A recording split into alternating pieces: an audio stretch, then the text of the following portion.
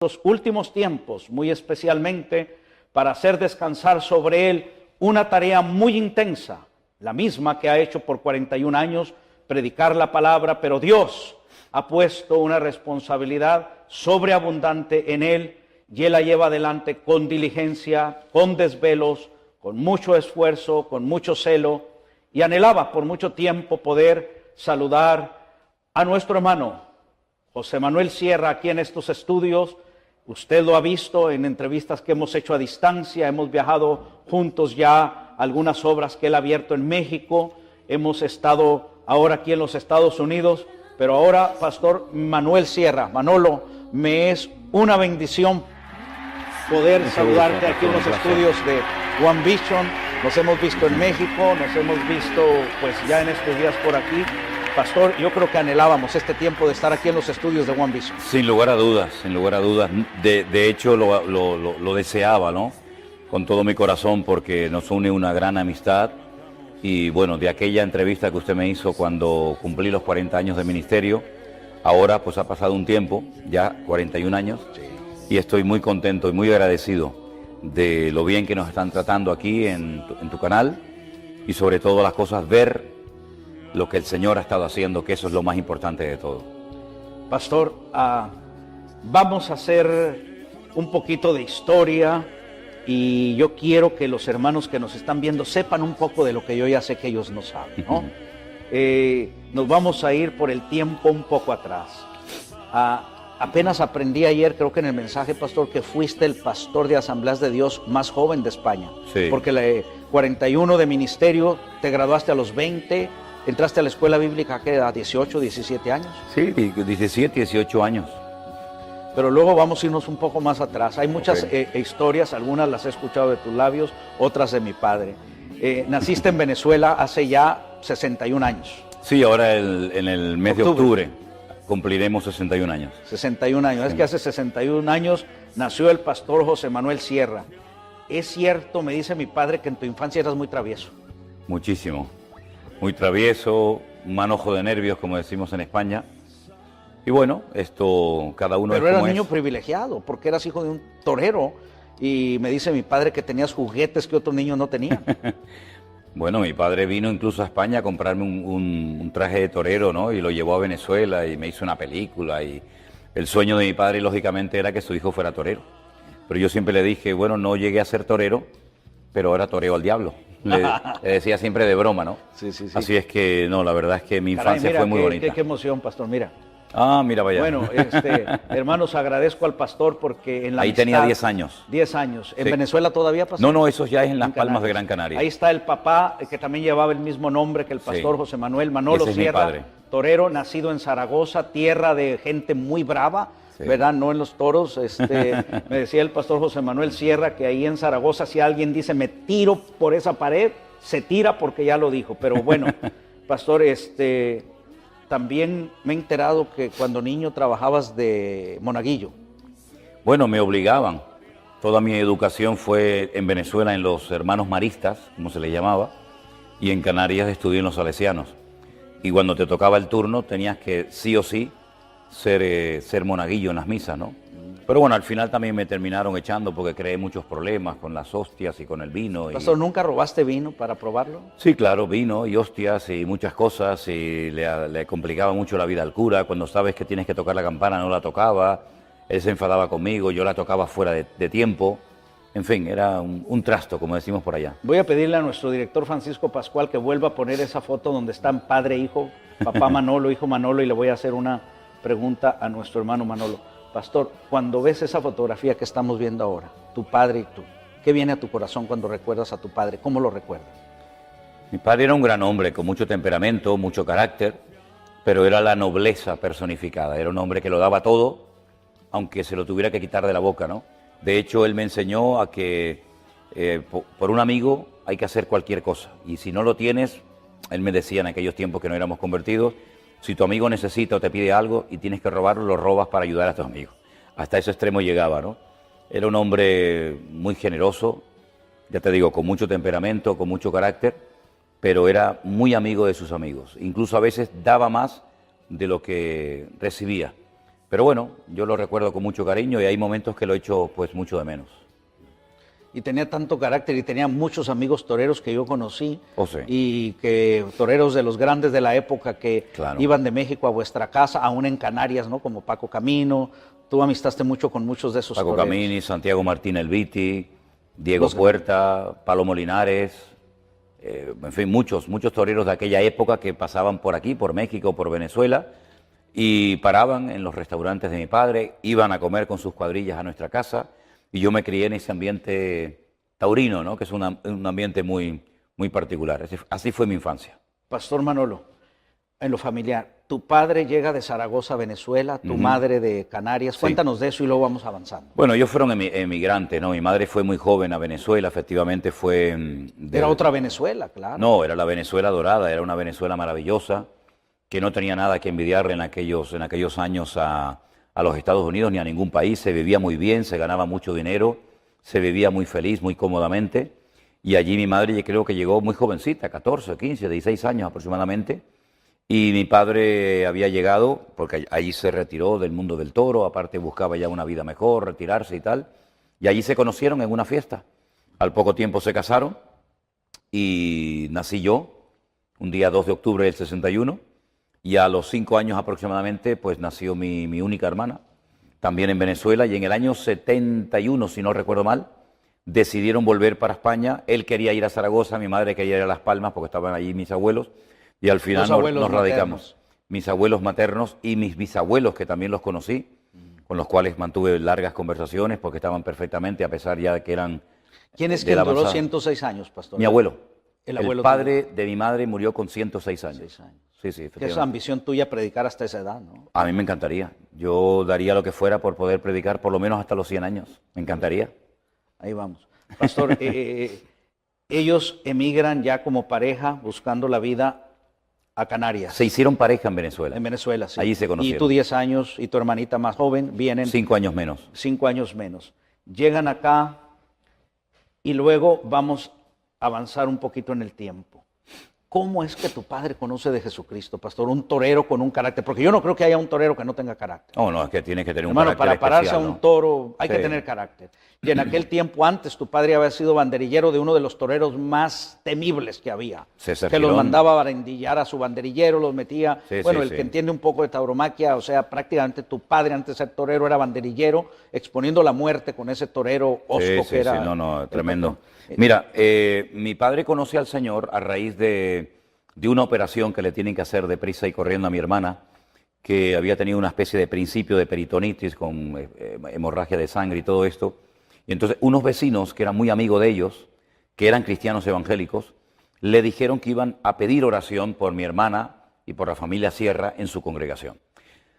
Bueno, mi padre, en agradecimiento, una vez que mi hermana es operada y sale de la operación y todo salió bien, gracias a Dios, pues un día quiere ir a la iglesia de este señor para darle las gracias al pastor y a la congregación por haber orado por mi hermana. Que sanó además. Sí, salió perfectamente de la operación, no hubo complicaciones y él quería simplemente ir a darle las gracias y nada más. Pero en su testimonio, mi padre contaba que cuando entró por el pasillo de la iglesia, en aquellos años se cantaban muchos himnos en las iglesias de las Asambleas de Dios, de las cuales yo vengo. Entrando por el pasillo, al final en la plataforma había una cruz iluminada por la parte de atrás y estaban cantando aquel antiguo himno en la cruz, do primero vi la luz, ¿verdad? Y mi padre cayó de rodillas. El primer día que primer visita la día, iglesia. nada más entrar por la puerta de la iglesia, el Señor lo tomó, un quebrantamiento de pecado, una convicción de pecado espectacular. Incluso creo que tuvieron hasta que interrumpir el culto, ¿no? Porque no paraba de llorar. Cuando él regresa a mi casa, él viene transformado, es otra persona completamente diferente, hasta la cara le brillaba, ¿no? Y entonces comenzó a ir con mi hermana, al poco tiempo con mi madre a la iglesia. Yo no quería saber nada de este tema, pero digamos que me entró la curiosidad de ver dónde le habían comido la cabeza, como yo decía en aquel tiempo a mi padre, y fui como a los 3 o 4 meses aproximadamente después de su conversión, y eso fue un domingo a la mañana. El domingo a la tarde yo le entregué mi vida al Señor Jesucristo, escuchando la parábola del hijo pródigo, aunque al principio me molesté mucho, porque pensaba ¿Le que mis reclamaste a padres... tu mamá? Claro, yo pensé que mi madre le había contado mi vida al pastor, pero me di cuenta de que no.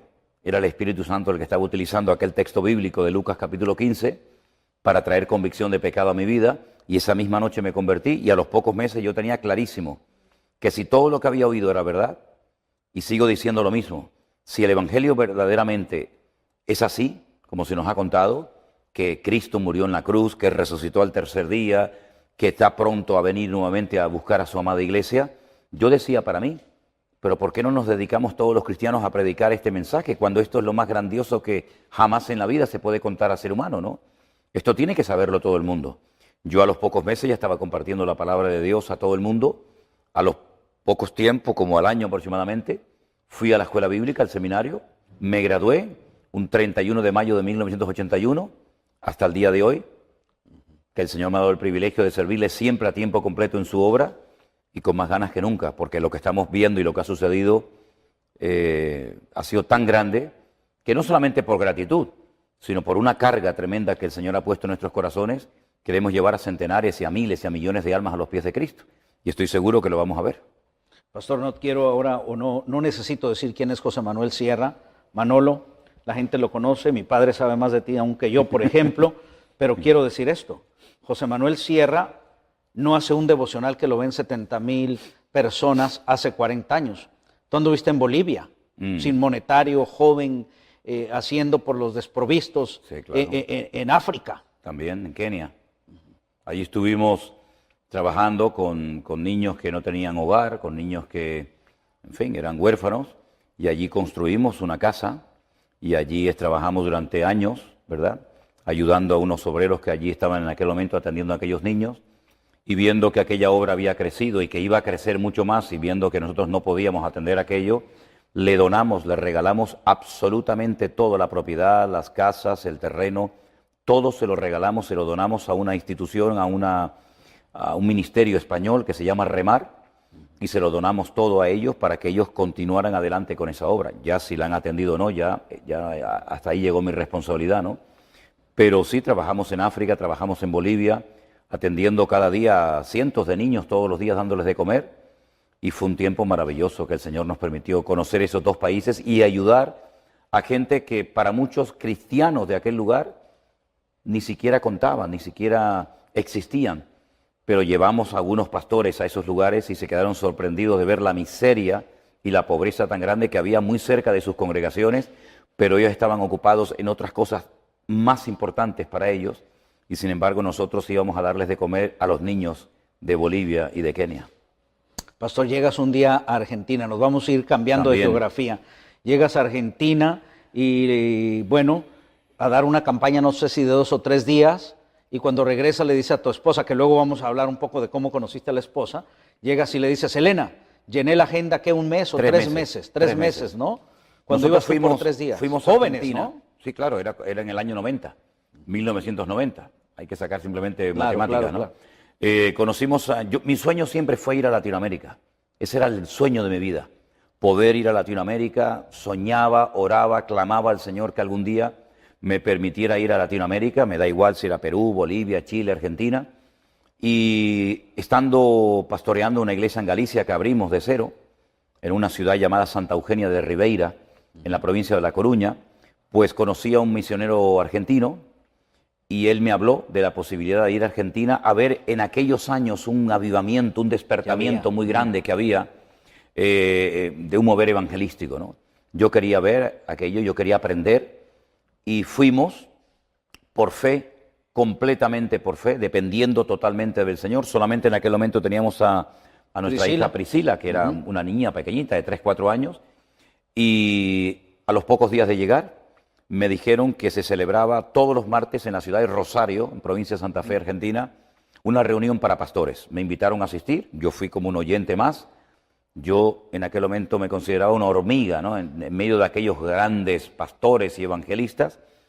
Y en medio de la reunión, el presidente de las Asambleas de Dios, de la Unión de las Asambleas de Dios en Argentina, me dijo que a él le tocaba compartir a los pastores en aquella reunión, pero que como tenían a un pastor gallego, me llamaba, ¿no?, un pastor de España, pues si quería compartir la palabra a los pastores. Esa fue mi primera carta de presentación en Argentina. Les compartí a los pastores ese día y cuando salí de esa reunión tenía efectivamente la agenda llena para 3 meses de invitaciones. Campañas constantemente, campamentos, retiros, convenciones, cultos especiales, y nos quedamos en aquellos años pues más de 1 año y medio aproximadamente. Recorrimos el país de punta a punta, fue un tiempo maravilloso, nunca nos faltó de nada, vivimos por fe, ¿verdad? Y vimos la provisión del Señor cada día. Fuimos con tickets de avión de ida, pero no de vuelta, porque no teníamos dinero para comprar billetes de vuelta, pero un pastor al cual yo aprecio mucho, el pastor Norberto Carlini, de la Iglesia Santuario de Fe de Rosario, el último día dijo: este hombre, esta familia ha estado entre nosotros, nunca le han dicho que no a ninguna invitación que han recibido, igual le ha dado ir a una iglesia pequeña, a una casa particular, a una villa miseria o a un sitio grande. Pusieron unas cajas enormes en la plataforma, recogieron una ofrenda magnífica y con eso compramos los tickets de vuelta y pudimos regresar a España. Y siempre recordaremos la generosidad de ese gran varón de Dios, ¿no? Así es que fue una etapa maravillosa. Yo después volví 3 veces más a Argentina a hacer campañas, reuniones especiales, pero fue una etapa de nuestra vida inolvidable y nos trataron muy, muy bien y la verdad es que recordamos con mucho cariño. ¿En cuál de esos 3 viajes, pastor, traías las primeras lecciones de hebreo que compraste en Argentina? Bueno, eso es muy interesante, no sabía que sabías ese detalle. Yo entré un día a una librería evangélica en la calle San Martín, si no recuerdo mal, la iglesia bautista tenía una librería tremenda y vi curso en hebreo. Entonces dije, voy a hacer este curso. Me resultó complicadísimo aprenderme las 22 letras del Aleph Bet o del alfabeto, pero sí, fue en el año 90 cuando comencé a interesarme por el idioma hebreo. ¿Era en el primer viaje a Argentina? En el primer viaje, en el primer viaje. O sea, en esas maletas con la ofrenda que se compró el billete, venían un libro azul de toda la explicación del hebreo y luego un librito más pequeño que era el cuaderno de trabajo. Regresando para estar acá. Pastor, en España, ¿a qué edad se hace el servicio militar y es obligatorio para todos? Sí, en aquellos años era obligatorio. Varones. Sí, solamente para los varones era obligatorio, ya hoy en día. ¿A los 18 años? No, yo creo que entré, si no recuerdo mal, con 19 o 20 años. 19 o 20 años. Entré en febrero, entré un mes de febrero, habría cumplido recién 20 años y salí con 21 y estuve 14 o 15 meses en el ejército. Estando en la mili, cuéntanos la historia, cómo llegaste a esa iglesia sí. Y cómo comienza esa historia de amor que se ha ido. Curiosamente, esa iglesia donde yo conocí a ¿Qué ciudad era, pastor? Cádiz. Pegado a Portugal, ¿verdad? Más o menos. No, ella es de Galicia, en el norte. Pero la iglesia, donde la... Cádiz está justamente en el sur. En el sur, okay. Muy cerca del Peñón de Gibraltar, para entenderlo, ¿no? Pues esa es una de las ciudades más antiguas del mundo, Cádiz, ¿no? Sí. Estuviste en el recorrido, ¿no? Hablando ahí. Claro, sí, Cádiz es una ciudad muy linda, yo la quiero mucho, ¿no? Pues una tarde, paseando... En el servicio militar, En el servicio militar, yo iba de paisano, nunca salía de militar a la calle por una serie de cuestiones, y encontré un cartel que ponía Iglesia Bautista. Yo me había convertido y criado los primeros años de mi vida en Asambleas de Dios, nunca había conocido una iglesia bautista desde adentro, y dije, voy a entrar a ver cómo es una iglesia bautista. Curiosamente, lo que te iba a decir, esa iglesia la había fundado un tío de Elena que estudió en la Escuela Bíblica Bautista en Cuba y fue enviado por la Misión Bautista de Cuba, subvencionado, y abrió varias iglesias en España. Esa fue una de ellas, y allí esa tarde yo conocí a Elena. ¿Ella estaba de visita? Estaba de visita, estaba de vacaciones en casa de unas tías. Ella vivía a más de 1000 kilómetros de ahí. Al norte. Y la conocí pues un día entre semana, creo que era un miércoles, un culto de oración.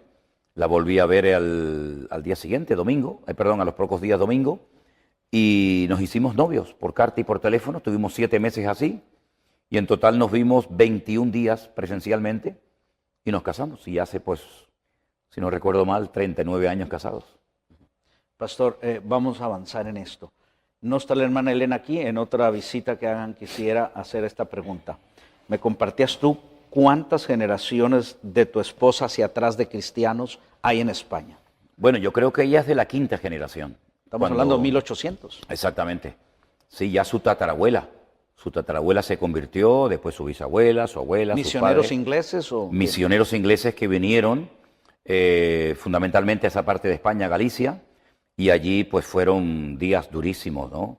Imagínate, ¿no? Hace más de 100 años abrió una obra en España, en aquellos pueblos, Sí, sí, en sí. aquellas condiciones, Sí, sí, sí. con aquellas presiones Y aquella religiosas. idiosincrasia, correcto. No, terrible, terrible. De hecho, se decía que los misioneros, que los protestantes ingleses tenían cola, tenían rabo, y la gente iba a ver los el actos rabo, públicos. el rabo que del hacían. diablo. El rabo del diablo, efectivamente. Y la gente les observaba porque decía, ¿dónde tienen escondido el rabo del diablo, no? Y entonces, en uno de esos cultos al aire libre, con esas orquestas tremendas que hacían, esos signos, se convirtió su bisabuela, muy jovencita, con 15, 16 años. Pastor, era un desafío convertirse a No, esa edad. terrible, terrible. al Fue evangelio, expulsada de la ¿no? casa. Inmediatamente fue expulsada de la Apedreadas casa. todavía en ese tiempo. El cura del pueblo le dijo a sus padres que tenían que echar a esa hereje de la casa, y ella se iba todos los días al monte, a una cueva, a orar por sus padres, que finalmente terminaron también convirtiéndose y entregándose al Señor. Y esa abuela, si no recuerdo mal, puso la primera piedra en una iglesia de asambleas de hermanos en Galicia y murió con 104 años. Así que ella nunca pisó una iglesia católica, nunca conoció el contexto católico del cual venimos nosotros. Y ella, pues ya te digo, que con nosotros, con nuestras hijas sería ya la quinta, la sexta generación. Todos por parte de padre, por parte de madre, todos ya eran convertidos, ¿no? Desde hace siglos. Pastor, el tío de tu esposa viene, se prepara en Cuba para el ministerio y luego regresa a fundar iglesias. Sí, aún vive. Lo hemos visitado en Atlanta en este viaje. Es el tío que queda único de hermana El Elena. único tío Está con en vida que Atlanta. queda, que tiene 91 años, ya está jubilado. Prediqué en una de las iglesias que él pastoreó en Orlando, en Florida, y tuvimos la oportunidad de estar con él ahora hace unas semanas atrás cuando andábamos por Atlanta. Vamos a hablar de varias cosas, hablando de fundar iglesias. Cuando medito en tu ministerio, pastor, y que agradezco públicamente, y lo he hecho en privado, que me dejes ser parte de... Soy el maletero, dile a la gente que soy el maletero del pastor Manolo, ¿es cierto o no? No, eres una pieza muy importante en nuestro equipo, hermano. Agradezco eso, pastor, de veras lo hago, he crecido, he aprendido, pero cuando medito en vuestro ministerio, en estos 2 años, últimos o 3 ya, medito en esto, pastor. Las grandes campañas que se daban en este siglo pasado, loables todas ellas, pienso, 2 veces creo que asistí a una del doctor Billy Graham. Esta semana pasada, alguien que participaba organizando esas campañas aquí, no de los principales, pero participaba, me dice que con 1 año de antelación comenzaban a preparar todo para que acudieran 70,000 personas a un estadio. Yo estuve en 2 ocasiones, una en San Diego y una aquí, más o menos 50,000, 70,000 personas, toda la estructura para hacer eso. Anoche tuvimos el privilegio de escuchar tu ministerio y tu palabra aquí en lo que es el edificio nuestro, ¿verdad?, de nuestra iglesia, y esta mañana temprano me comienzan a llamar de 2 lugares fuera de los Estados Unidos. Yo no sabía que nuestro hermano Armando sabía que se desvelaba mucho, que ayer que se fueron de aquí a las 12 de la noche y lo había todavía subido a YouTube. Para cuando yo entré 8 de la mañana había 14,000 visitas. Ahorita debe haber 50, 60,000. Pensar esto, pastor. Danos la historia de todo esto, de la lucha, el esfuerzo, y humano como eres, sorprendido por Dios. Todos los días hay un estadio lleno, yo así lo imagino, Cuando veo los devocionales, los escucho, veo 70,000 gentes, veo los estadios de béisbol saturados y digo, wow, 70,000 personas es todo un estadio que diariamente te están viendo. Muchas de las cosas que vemos las haces desde tu pequeña oficina y has sido muy honesto. Dice, ¿no saben que a veces traigo chancletas cuando hago los devocionales? Sí, sí. Es cierto. Pastor, háblanos de ese proceso. Ya hablamos de Bolivia, cuando eres un perfecto desconocido, pero conocido para Dios, porque para Dios siempre has sido conocido, claro, igual que hasta ahora, desde el día que te entregaste a Cristo. Ha sido un fenómeno para ti, para toda tu familia, nuestro hermano Armando que está aquí, Anderson, todo tu equipo. Pastor, háblanos de los últimos 3 años, 1 año antes de la pandemia y todo eso hasta aquí. ¿Cómo está en tu corazón? ¿Qué ha habido? ¿Qué alcances? ¿Qué es lo que Dios está haciendo? Porque eres humano, es una carga muy grande. Bueno, vamos a ver. Yo a todo esto lo llamo el factor sorpresa. El factor sorpresa se ve en muchas partes de la historia bíblica. Por poner un ejemplo, ¿no?, que todos conocemos, la Biblia nos enseña que de repente, llega el día de Pentecostés, Hay un pequeño grupo de unas 120 personas aproximadamente orando, esperando algo que el Señor les dijo que iba a suceder, no sabían cuándo ni cómo.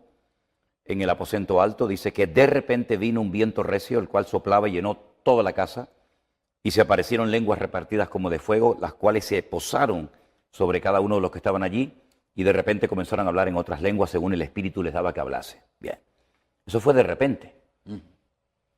Hay tantas cosas de repente que han sucedido en la Biblia que minutos atrás... Pero nunca pensaste que una te sucedería a ti, pastor, No, jamás. como esas. No, jamás. Nosotros llevábamos una vida muy normal, muy tranquila, ¿no?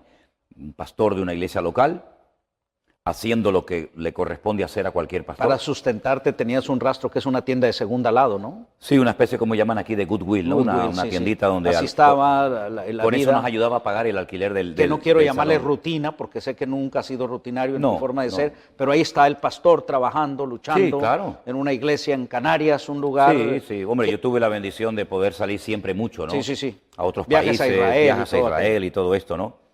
Y nosotros veníamos desarrollando nuestra rutina, en el buen sentido de la palabra, pues cada día con gozo, gozándonos absolutamente en todo lo que hacíamos. Nunca hemos trabajado más o menos por el hecho de la respuesta de la gente. Hemos atendido grupos muy pequeños, grupos más grandes, y siempre gozándonos en toda circunstancia, en la economía, en la gente, en todo lo que hacíamos, ¿no? Bueno, llega el confinamiento, ¿sí? Millones de cristianos se encuentran de la noche a la mañana encerrados en sus hogares y nosotros venimos desarrollando nuestra labor de todos los días. ¿Qué es lo que ocurre? Yo me doy cuenta de que teníamos que hacer algo inmediatamente.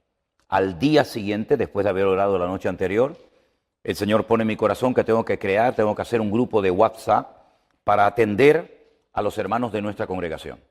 Desde las 11 de la mañana hasta la 1:30 del mediodía, todos los días, teníamos competiciones bíblicas, ¿verdad? Devocionales, tiempos de oración, obras de teatro, en fin. Era un tiempo extraordinario donde yo atendía a los hermanos de la iglesia. Mientras tanto, comenzamos a recibir centenares de correos y de llamadas de todas partes del mundo. Desde Alaska hasta el extremo sur de Argentina, pasando por Japón, Llegando por a Los Hawái, Ángeles con el pastor Arenas. todas partes, nos llamaban de todas partes. Bueno, con preguntas, entonces yo hacía un devocional por WhatsApp para los hermanos de la iglesia. Entonces se me ocurrió un día la idea, yo creo que el Señor me lo puso en mi corazón, de hacer el devocional en abierto, creyendo de que alguien lo iba a ver. Efectivamente comenzó a verlo la gente. Todas las preguntas que recibíamos de la Biblia, pues se me ocurrió también hacer un programa que lo titulé o lo llamé El Pastor Online, donde daba respuesta a las preguntas, en vez de hacerlo por una computadora escribiendo, lo hacía en directo, de lunes a viernes cada día. Todo esto comenzó a crecer y a crecer y a crecer, pero no es que nosotros comenzamos a trabajar en las redes sociales y a emitir nuestros cultos a raíz de la pandemia. No, nosotros veníamos picando piedras hacía muchos años. Cuando apenas nos veía la gente, 2, 3, 4, 5 personas en directo, para nosotros era un gozo el trabajar. Entonces yo creo que el Señor, como dice su palabra, ¿no? Honra a los que le honran. Nosotros todo esto se lo atribuimos al Señor, no hay ninguna gloria personal. Yo no estoy haciendo nada especial, yo llevo 40 años haciendo lo mismo, predicando la palabra, haciendo campañas evangelísticas, predicando en radios, a veces en alguna emisora que me invitaban de televisión, como esta, si no hay ningún mérito personal. Si no es que nosotros hemos descubierto un método, porque yo me doy cuenta que muchas veces como que hay pastores que buscan dónde el Espíritu Santo, dónde el Señor se está moviendo. Algunos se fueron a Corea en su época, otros se fueron a Argentina, Toronto. Otros se fueron a Colombia, otros se fueron a Toronto, a Canadá. Yo nunca me fui a ninguna parte. Yo nunca fui detrás de métodos. Mi método es lo que yo creo que deberían hacer todos los cristianos, con todo mi respeto. Usted tiene una necesidad económica, usted tiene un problema personal, de la índole que sea, entre en su habitación. Yo particularmente siempre digo, me pongo de rodillas, cierro la puerta, apago el teléfono, que no me moleste nadie, oro al Señor. No le repito, mi costumbre, mi forma de trabajar con el Señor, de obrar en el Señor, no es repetirle 40 veces lo mismo, porque yo no creo que mis hijas me tengan que repetir 40 veces lo mismo para prestarles atención. con una vez que me lo digan es suficiente. Me lo pueden recordar en alguna ocasión, pero no hace falta repetir y repetir y repetir. Yo le digo al Señor, Señor, necesitamos esto, y el Señor responde, y el Señor obra, así de fácil. Entonces nos hemos dado cuenta de que el Señor nos ha puesto en contacto con centenares, con miles de personas que no conocíamos, ni siquiera sabíamos que nos estaban viendo, porque te confieso sinceramente, hermano José, en más de una ocasión cuando le predicaba a las sillas vacías de nuestra congregación, con un telefonito, con unas pequeñas cámaras delante, estuve tentado a callarme. Y tu esposa atrás era lo único. Mi esposa y mi hija Miriam. Sin ver a Priscila y a tu yerno. No, porque no podíamos salir, estábamos confinados, nos ponían multas si salíamos a la calle, ¿verdad? Teniendo a mi hija 20, 30 kilómetros de mi casa, no podíamos salir. Ahí estás tú, la hermana Elena. Nada más. Miriam y las sillas blancas. Y vivíamos dentro de la iglesia. Para la gloria del Señor, hoy le damos gracias al Señor porque tiempo atrás el Señor, por algunos asuntos, permitió que viviéramos en la iglesia, condicionamos la iglesia lo mejor que pudimos y allí estuvimos 4 años y medio viviendo. Y allí nos cogió el confinamiento. Fue una maravilla, fue una bendición de Dios. Y entonces nosotros predicábamos y hubo momentos, como te decía, que tuve la tentación de decir, voy a callarme, si esto no lo está viendo nadie, ¿a quién estoy predicando? Me di cuenta de que me equivoqué.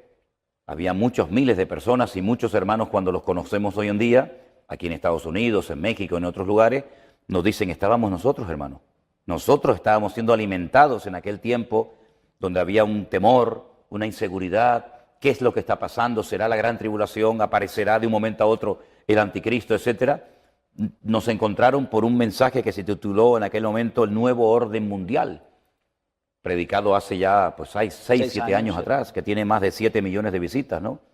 Y entonces me di cuenta de que la gente nos estaba viendo, pero yo no veía la cara de nadie. Yo siempre... Además hubo una hermana que te mandó en ese día que llorabas delante del Señor. Sí, un mensaje. Me dijo literalmente, si en algún momento le pasa por su mente el pensamiento de que nadie les está viendo, ese día es cuando más gente les está escuchando. Fue un revulsivo y a esa hermana tuve el privilegio de conocerla personalmente en la iglesia bautista Betel de Hialeah, donde se me acercó y me dijo, yo fui el que le mandé ese mensaje, hermano. Porque hasta antes no sabías. No lo sabía, no tenía ni idea. Yo estoy conociendo a la gente ahora. A mí me veían. Yo estoy viendo a la gente ahora, familias, niños, jóvenes, hermanos, gente que viene de un trasfondo católico muy conservador o muy liberal. Y el Señor nos está sorprendiendo cada día. En cada reunión hay sorpresas. Ayer, como usted sabe perfectamente, pastor, tuvimos una hermana que vino de Australia. 12 horas, mayor de 75 años. Un poco delicada de salud, de Sydney, vino específicamente para estar en el culto de ayer. Cierto. Viene gente conduciendo 18, 20 horas de diferentes estados de los Estados Unidos, gente de México, de El Salvador, de Honduras, de Guatemala. Si esto no es el principio de un avivamiento y de una renovación espiritual, entonces, ¿qué es esto? Esto no lo ha producido una denominación. Nosotros no levantamos en alto la bandera de ninguna denominación, de ninguna persona en particular. Esta es la obra genuina del Espíritu Santo del Señor. No es una competencia, una guerra contra las iglesias. De hecho, no aceptamos a nadie que sea miembro de una iglesia. El concepto iglesia virtual para algunos es una locura, pero es una realidad. Hay centenares y miles de personas que han conocido al Señor, que se han reconciliado con el Señor. En algunos casos, como en México nos sucedió con una hermana que se nos acercó y nos dijo que hacía 30 años que había dejado de congregarse. Y lo que estamos viendo en estos últimos 2 años, prácticamente a diario, no lo habíamos visto en 40 años de ministerio. Porque el Señor viene pronto y el Señor nos está sorprendiendo y nos está mostrando que Él es fiel y que Él tiene ganas. Y que cualquier persona, da igual la edad que tenga, da igual el trasfondo religioso, denominacional del cual venga, una persona que se deja utilizar por el Señor lo usa. Y yo creo, y lo he dicho en varias ocasiones, que por lo menos con nuestro ministerio, el Señor ha dicho, ahora. No sé cuánto tiempo va a durar esto. Yo siempre creo y confío que hasta que venga el Señor en su segunda venida. Yo creo que esto es algo imparable. Yo creo que es algo que va a ir a más. Prueba de ello es que cada día se abren más puertas, cada día conocemos más gente. Y estamos viendo en San Francisco, en Florida, en cualquier parte donde vayamos, centenares de personas con un hambre de la palabra que nunca en mi vida había visto. Pero es el cumplimiento de una palabra profética, donde el Señor dijo a través de uno de sus siervos, he aquí yo enviaré hambre y sed a la tierra, no de pan, no de sed, sino de oír la palabra de Dios. Y ese tiempo ha llegado. Y esas promesas que están ahí de que cosas que el ojo no había visto, cosas que los oídos humanos nunca habían oído ni habían subido al corazón del hombre, son las que Dios tiene preparadas para los que le aman. Bueno, yo puedo presumir de que nosotros intentamos amar al Señor todos los días, cada vez más y más, ¿verdad? Con todo nuestro corazón, con toda nuestra fuerza, con toda nuestra capacidad. Y yo creo que el Señor simplemente lo que está haciendo es cumplir con sus promesas. Y estamos disfrutando de un tiempo extraordinario desde marzo del 2020. Y usted lo ha visto y lo ha podido comprobar, que esto es algo imparable. Y todavía quedan muchas sorpresas por el camino, que vienen pronto. Pastor Manolo, aún en pandemia, Dios pone en tu corazón hacer ese viaje por toda España, Sí. que siempre ha sido un país difícil para el Evangelio. Bautizabas 1, 3, 5, 7, pero hubo una gran cosecha. Luego viene el congreso donde estuvieron ellos. Me impactaron varios. Aquella hermana de Guinea Ecuatorial que decía, lo que quiero es morirme. Sí, ¿Te acuerdas de ella? Totalmente. El señor, la conoces bien. Nuestra hermana Cristina. Cristina, el Señor la alcanza, da ese Sí. testimonio. Danos una suma breve. ¿Cómo Dios puso en tu corazón cuando comenzó esa gira por tu país, el de tu esposa, y cuando ya regresaron a Tenerife? ¿Cuál era la sensación que había? Empezamos en el mes de mayo del año pasado. Justamente el primer viaje misionero empezó el mismo día que vinimos a los Estados Unidos en este segundo viaje misionero. Y regresamos prácticamente el mismo día, en el mes de junio, terminaría, que este segundo viaje misionero que estamos realizando aquí. Dios puso en nuestro corazón que había llegado el momento ya que podíamos viajar, aunque había muchas restricciones, muchísimas restricciones. De hecho, en el camarote del barco donde yo estaba ya a punto de llegar a Huelva, una ciudad del sur de España, oré al Señor que me dejaran salir del puerto. Yo no sabía si me iban a dejar salir o no. Logré salir. Tuve que parar en el camino a dormir porque no se podía circular a ciertas horas por la carretera. Y el objetivo era conocer a todas las personas que se habían convertido, que se habían reconciliado con el Señor durante el tiempo del confinamiento. Entonces el Señor nos permitió ir a ciudades que no conocíamos, localidades como por ejemplo Ciudad Rodrigo, provincia de Salamanca, Becerril de la Sierra en Madrid, ni siquiera sabía que existía ese pueblo, Sevilla la Nueva, también a las afueras de Madrid, y muchos lugares, ¿verdad? Que dimos como una vuelta en círculo, ¿verdad? Con nuestra autocaravana, durmiendo en donde nos pillara, contentísimos, disfrutando una barbaridad, bautizando a 1, a 4, a 5, a 10, da igual, y disfrutando muchísimo de ver que en España miles de personas habían estado escuchando los devocionales y han surgido grupos por diferentes lugares. La gran necesidad son obreros. Necesitamos urgentemente obreros cualificados, obreros que capten la visión de lo que es la iglesia virtual, que es mucho más que pararse delante de una pantalla de televisión o una computadora a ver un culto. Eso no es la iglesia virtual. La iglesia virtual tiene escuelas dominicales, tiene reuniones de jóvenes, reuniones de niños, reuniones de matrimonios, reuniones de oración. Es una actividad constante y permanente. Hay grupos de Zoom, grupos de WhatsApp, donde estamos constantemente orando los unos por los otros. Hermanos que nos llaman de todas partes. Ahora cuando volvamos tenemos que ir a Bélgica a visitar un grupo grande de hermanos que nos están esperando, colaboradores, familias enteras que están prácticamente todo el día desinteresadamente, sin remuneración económica, atendiendo a centenares y a miles de personas.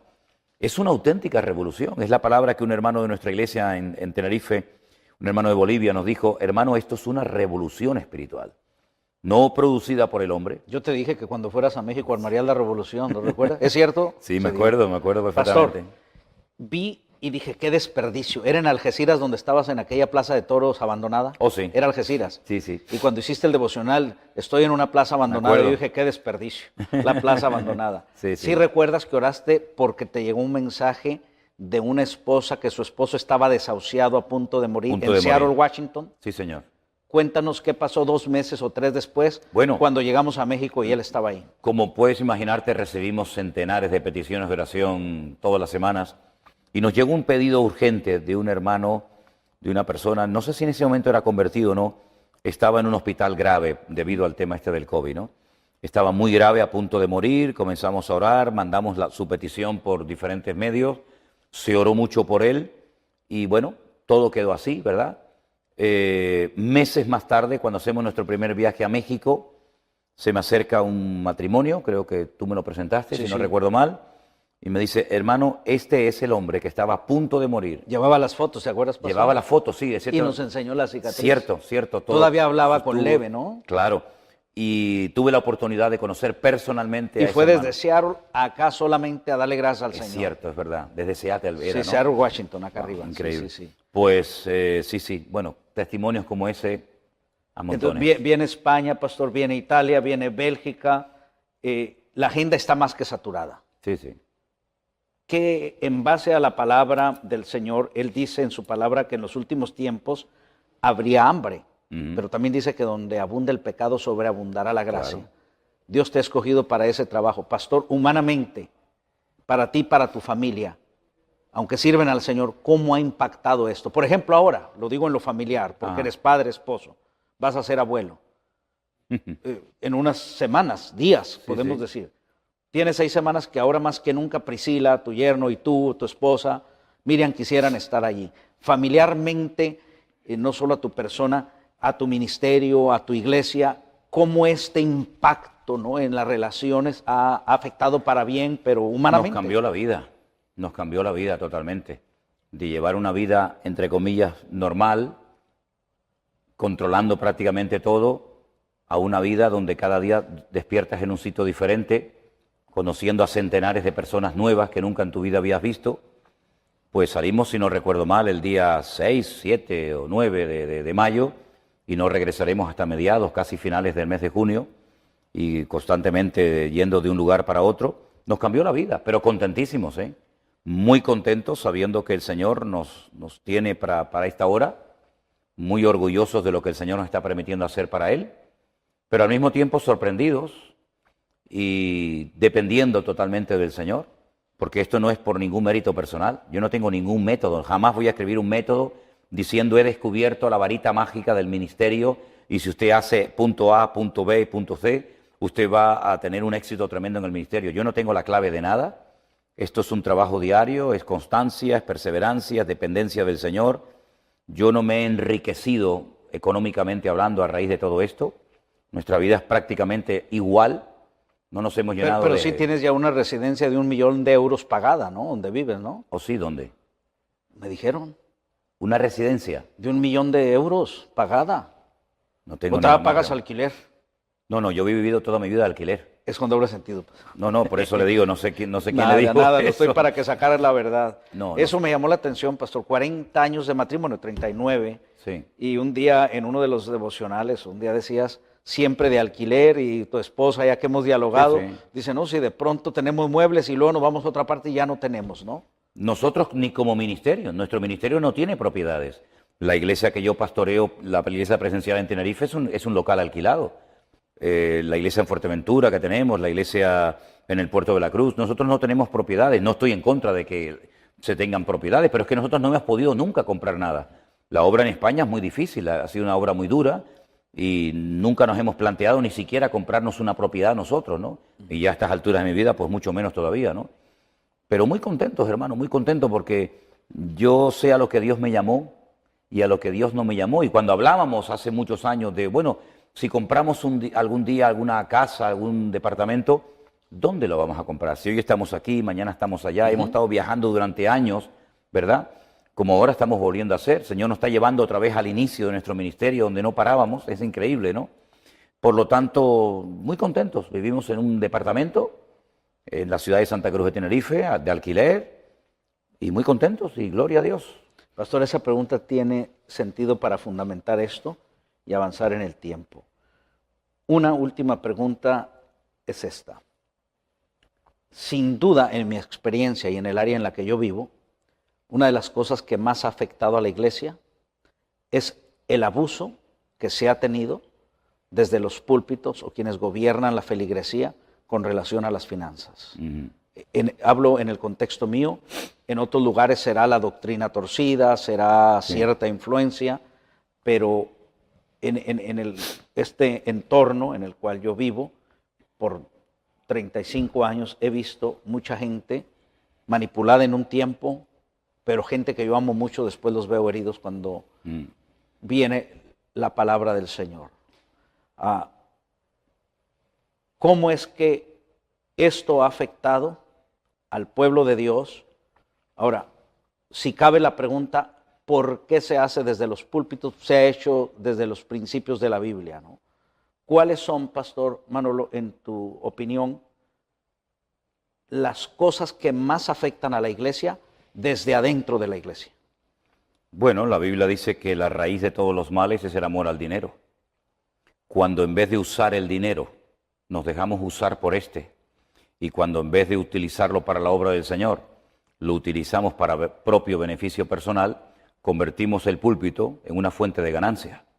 Y entonces, en vez de trabajar y ministrar para servir a la gente, terminamos queriendo o sin querer, consciente o inconscientemente, utilizando a la gente para nuestro propio beneficio personal. Ha sido una auténtica vergüenza lo que ha sucedido de unos años a esta parte en ciertos, no en todos, en ciertos sectores del campo del espectro evangélico, ¿no?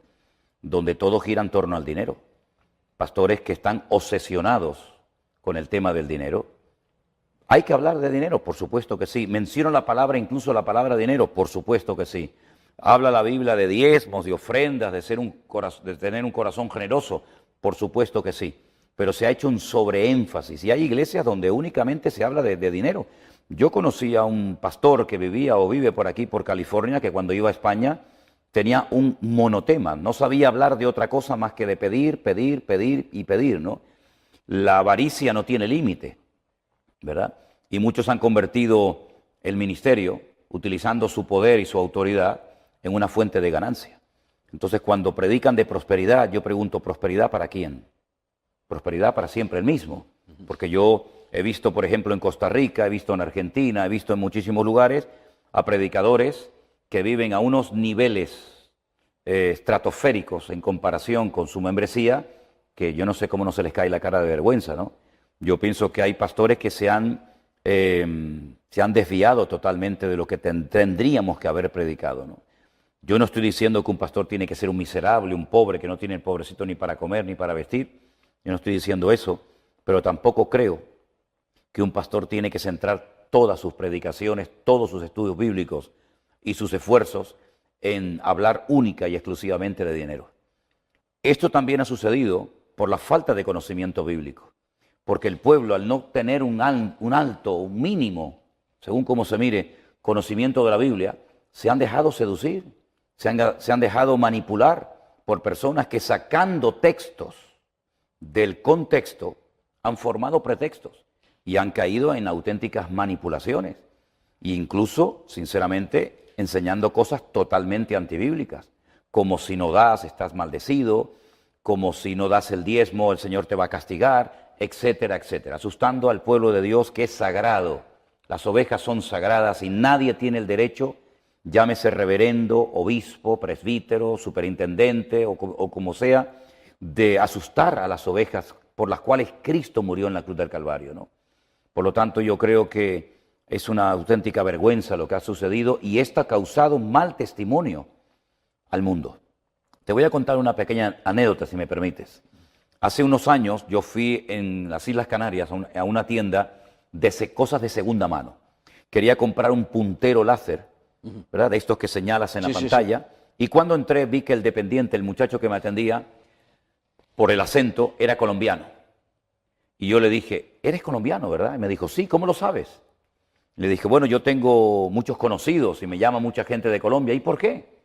Digo, porque soy pastor evangélico y conozco muchos hermanos de Colombia. Y me dijo así, sin conocerme de nada, ah, pastor evangélico, ustedes son los que le roban la plata a la gente, ¿verdad? Ese era el concepto que ese muchacho tenía de los pastores. No digo que todos sean iguales, gracias a Dios.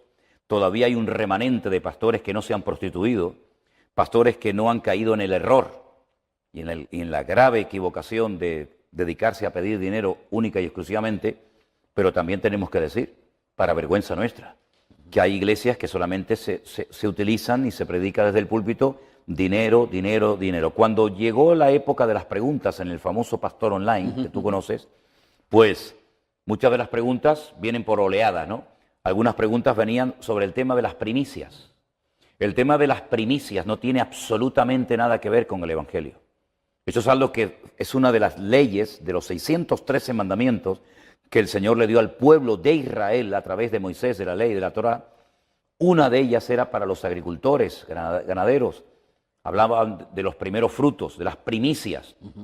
Y yo, ¿qué le decía a la gente? Lo mismo que le digo ahora a los que me están viendo. Una excusa más para seguir pidiéndole plata a la gente. Las primicias no tienen nada que ver con el Evangelio de nuestro Señor Jesucristo, ¿verdad? Y lo que yo creo que ha llegado el momento es que la gente se dé cuenta de que no se puede decir amén a todo lo que un señor predica desde el púlpito. Una cosa es el respeto, una cosa es el cariño, una cosa es la educación y otra cosa es ser copartícipe de manipulaciones, sacando las cosas de su contexto, diciendo amén a una enseñanza que muchos saben en lo más profundo de su corazón que no es bíblica, pero que no se atreven a decirle al pastor: pastor, con todos mis respetos, usted ha perdido hace mucho tiempo el foco de su ministerio y ha caído en la trampa de dejarse dominar por el dinero. Y eso es un gravísimo error. Y termino diciendo algo: si quieres conocer a un hombre de verdad, no lo oigas en el púlpito. Si quieres conocer a un hombre de verdad, dale poder y dale dinero. Y ahí conocerás verdaderamente qué tipo de hombre es. Y es lo que ha pasado. Muchos han crecido, muchos han prosperado, aunque no toda prosperidad viene de Dios. Cuidado, que hay muchos inconversos que son tremendamente prósperos, millonarios, y no tienen nada que ver con el Señor. Y entonces han crecido, se ven con poder, se ven con fama, se ven con gente y se creen que pueden hacer y compartir lo que les da la gana. Y se equivocan rotundamente. Y muchos de estos tendrán que rendir cuenta delante del Señor algún día y pedir perdón. Y espero que lo hagan pronto, porque lo que han hecho ha sido crear un mal testimonio, una mala imagen de los evangélicos en algunos sectores de la sociedad, hasta el punto que la gente dice: los evangélicos lo único que saben es pedir plata a la gente.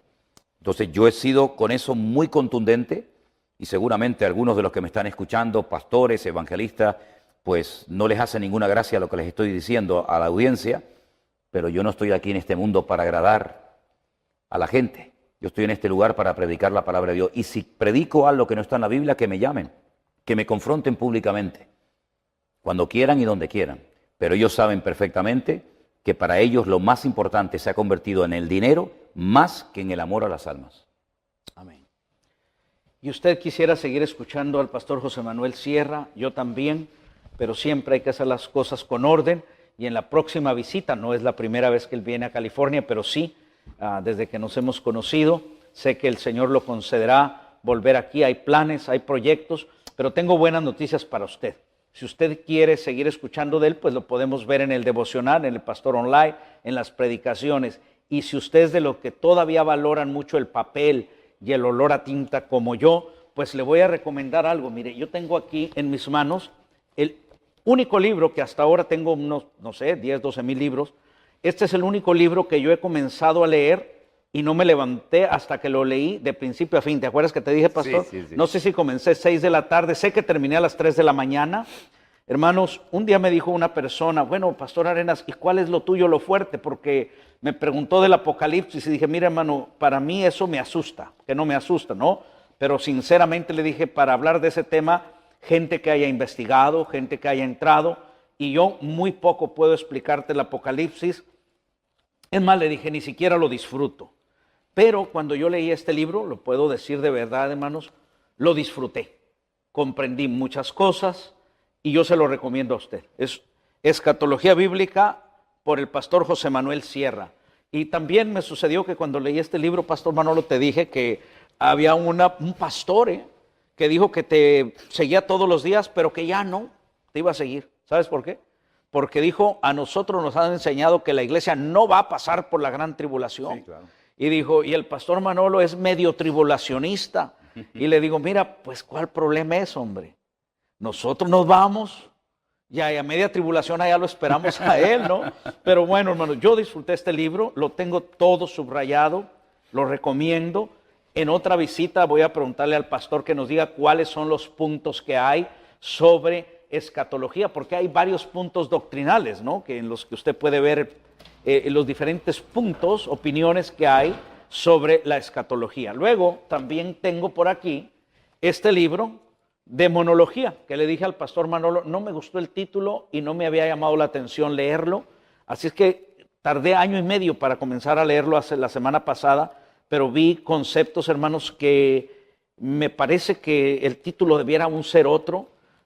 Lo encuentro muy interesante. Aquí el pastor José Manuel Sierra nos habla de un aspecto que tiene que ver, ¿verdad?, con base bíblica en los ataques del enemigo, usando un personaje muy conocido. Pero a mí me llamó la atención que él menciona que yendo una vez volando en una aeronave, con voz rara, la persona que iba al lado de él le dijo: yo sé quién eres, te conozco muy bien. O sea, los demonios de la persona que iba al lado percibieron el espíritu del Señor que hay en el pastor José Manuel Sierra. También comenta que estando en África con perfecto español, una persona que no hablaba español con perfecto español, endemoniado, dijo: yo sé quién eres, te conozco bien, vete de aquí, has venido a atormentarme. Y luego tengo aquí también este libro de hermenéutica y homilética, y dice la Biblia que los mentirosos no entrarán al reino de los cielos. Este libro no lo he leído aún todavía, pero puedo decir que mi mejor maestro de homilética es una discípulo de nuestro hermano José Manuel Sierra en su congregación, porque en una entrevista que le hizo mi hermano Armando a petición nuestra en los 40 años de ministerio del pastor José Manuel Sierra, una hermana, ¿cuál es el nombre, pastor, de la hermana maestra mía de homilética de tu congregación? ¿Te acuerdas? No. Tu esposa sí la sabe. Y el otro día me la pasó en vivo. Ajá. Bueno, esta Ahora hermana, mismo no me acuerdo. esta hermana participa ahí en esa entrevista de los 40 años de ministerio, y dice ella: lo primero que me llamó a mí la atención cuando llegué aquí al pastorado del pastor José Manuel Sierra es lo siguiente, que él no habla de él, sino que comienza a predicar la palabra del Señor. Y eso me llamó la atención, dice nuestra hermana. Así es que el siguiente domingo, hermanos, yo llegué al púlpito nervioso, porque dije: no, verdaderamente, y cuando digo mi maestra de homilética, escuche esto. Ella dijo: el pastor José Manuel Sierra no habla de él, de las cosas, se va a la palabra directa. Y yo medité en eso, y el domingo dije: así lo voy a hacer yo. Voy a llegar, aunque mi esposa me ha dicho: no des anuncios, no hagas esto, vea la palabra, los anuncios los das al final, pues no le había hecho caso. Ese día le hice caso a nuestra hermana y llegué y iba nervioso, créanmelo. Dije: ¿cómo le voy a hacer? Voy a comenzar con la palabra. Lo hice. Al terminar, mi hijo, que lo aprecio y lo amo tanto como a mis dos hijas también, me abraza y me dice: papi, el mensaje de hoy es tu mejor mensaje. Así es de que gracias a mi hermana, no lo he leído en homilética, pero de ahí viene esa lección que aprendí. Luego hay dos libros sobre educación cristiana, primera y segunda parte. El segunda parte no lo he leído, pero hermanos, de primera parte lo he disfrutado mucho. A mí me gusta mucho subrayar mis libros, anotar mucho. Y entonces, hermanos, aquí hay algo que yo regreso a él seguido. Miren, a mí me gustó mucho algo y ya le pedí permiso al pastor José Manuel Sierra cuando me invite a predicar en Colombia o en alguna de sus iglesias. Nuestra relación con Dios, ahí es un tema completito, pero luego me llamó la atención, nuestra relación con el prójimo, esto es con los demás. No tenemos problemas entre nuestra familia, no tenemos problemas con nuestros semejantes, pero luego nuestra relación con nosotros mismos. Yo he dicho, aun cuando el Señor ya nos perdonó cosas, ¿cuántas veces nosotros no nos hemos perdonado a nosotros mismos? Pastor, yo quisiera que en los minutos que consideres con prudencia, porque esto no lo escribiste en la pandemia, es toda una historia de 40 años. En estos libros, ¿por qué los escribiste y qué es lo que podemos aprender si los tenemos? Bueno, cada libro es diferente, ¿verdad? Yo tenía muchas ganas, hace muchos años, no había tenido la oportunidad de tener una buena editora que me ayudara en todo esto. Gracias al Señor la hemos conseguido. Escribir un libro sobre escatología, es decir, sobre todo el tema de los acontecimientos finales. ¿Por qué? Porque lamentablemente me he encontrado con muchos hermanos, incluso gente que está en el ministerio sirviendo al Señor, que me dicen: es que